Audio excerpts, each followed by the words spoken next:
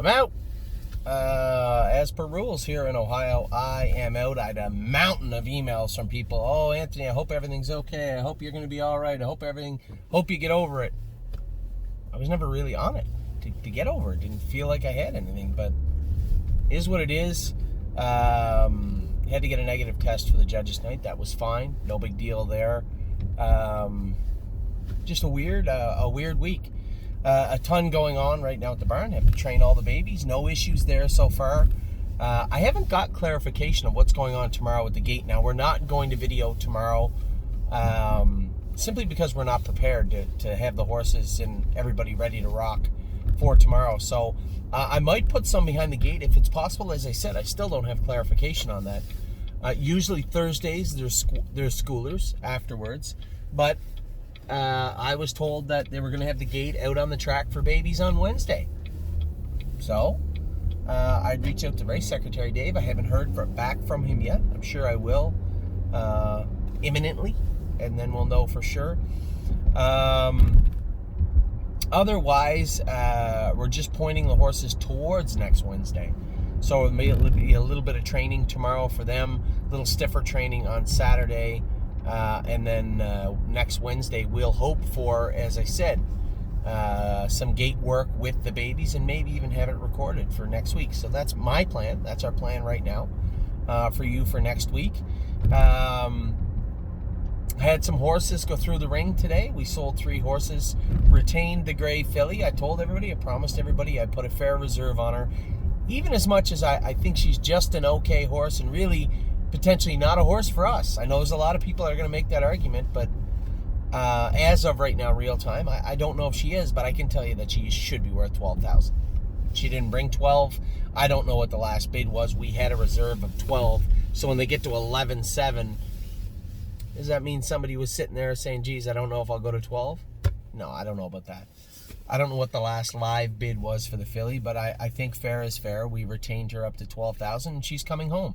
We sold Stormont Wizard. Geez, we got underpaid for a classy old horse, but a lot of question marks with this guy, right? He did break down for us. He did break a splint bone. I was upfront and honest with everybody about that.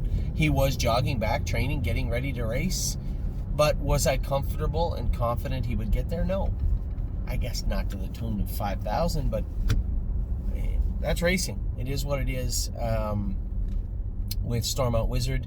I think we got a fair price for Keystone Raven, everything considered. I think she went for $9,000 US, and then cut the line. She's just a horse without a place to race right now. Well, the only reason she doesn't have a place to race is because our place is closed. So she went for $5,000 or $5,200 also. All in all, I think across the board, a rather disappointing morning at the sale, but at the same time, some closure on 3 files that were more than open on my desk, so to speak, and frustrating me and a lot of people that were involved. I think when it came to horses like Cut the Line and Keystone Raven, I felt that we maybe should have moved them long ago, but didn't have the venue to do it. You know, we wanted to race them a little bit in the winter, get them qualified, and then get some lines on them, move them. The lockdown in Ontario cost us money in this regard, specifically in these horses, but overall continues to chew away at us. I know a lot of people are saying, oh, Anthony, second week of June, first week of June. No one knows. I'm still working with May 20th until we hear otherwise. The horses, as I said, will be ready to go May 20th.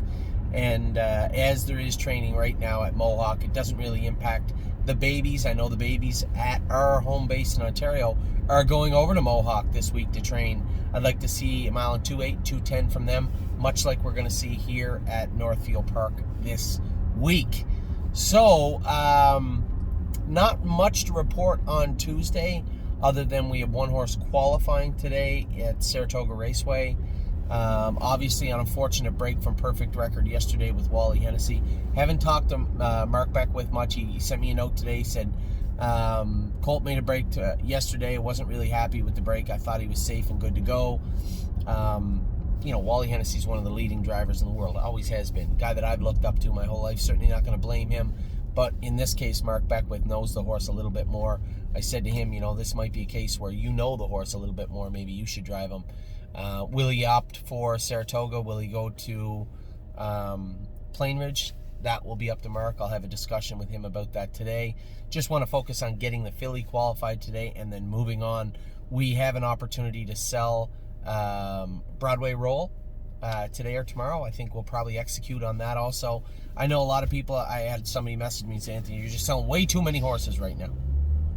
No, not at all. I think what we're doing is taking a look at where we need to be in the summer, how we're going to get there, and what horses are going to be a part of that. Whether this is a sports team, a hockey team, this is the last cuts for the summer. And we're going to make sure that we cut in a surgical manner. I know a lot of people look at what we're doing saying, you're just selling horses to sell them. That's not the case, not at all. What we're doing here is taking a look at what we need to do for the summer, how we need to get that done, and what horses are going to be around to help us accomplish that. And there may be a couple more before, definitely before May is over. So we'll be looking at our entire roster again very closely under a microscope over the next 2 weeks. We've set this plan in place, and we're going to see it through to the end, at least at the end of the spring summer, to the spring meet heading into the summer. So that's where we're at right now. Bus stopped right in front of me, so that's awesome. I'll go around him. I will talk to you guys very, very soon. I guess tomorrow. We got a couple of fillies in tomorrow. I am driving tonight, obviously. I'm driving I'm a Lovely Lady tonight. I'll be driving 2 of the fillies tomorrow, and although once again I'm not driving Won My Heart Hanover, secretly I'll be cheering for her also, as I'll be cheering for the filly I am driving in there. That is Sweet Ambitions. No discrepancies there. She's not as good as Won My Heart Hanover, but we're going to try and bang out some money with her, soften things up, drive her a little more conservatively tomorrow, and hope for the best. So Tuesday kicks it all off with I'm a Lovely Lady tonight. That will be after So Admirable qualifies this afternoon.